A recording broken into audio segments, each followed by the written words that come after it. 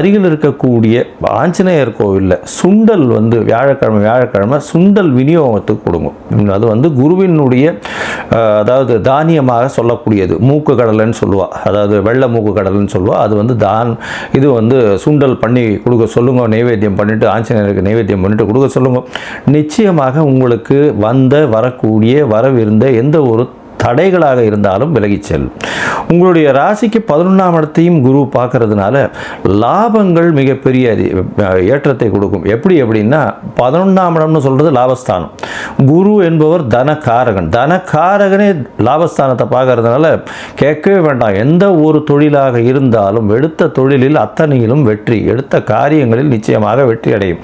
அதுவும் இந்த நிலத்தரகர்களுக்கெல்லாம் பெரிய ஏற்றம் கிடைக்கக்கூடிய காலகட்டம். மருத்துவ வணிகர்கள், மருந்து சம்பந்தப்பட்ட வியாபாரம், மணல் ஜல்லி அந்த மாதிரியான வியாபாரங்கள்லாம் பெரிய ஏற்றத்தை கிடைக்கக்கூடிய வாய்ப்புகள் இந்த காலத்தில் உண்டு. இந்த காலகட்டத்தில் வந்து நீங்கள் அருகில் இருக்கக்கூடிய குரு பகவானுக்கு உண்டான திருத்தலம் அப்படின்னு சொல்லக்கூடிய இடம் அப்படின்றது தக்கோலம்னு ஒன்று இருக்குது பக்கத்தில். அந்த தக்கோலம் போயிட்டு வாங்க. குரு பகவானுக்கு உண்டான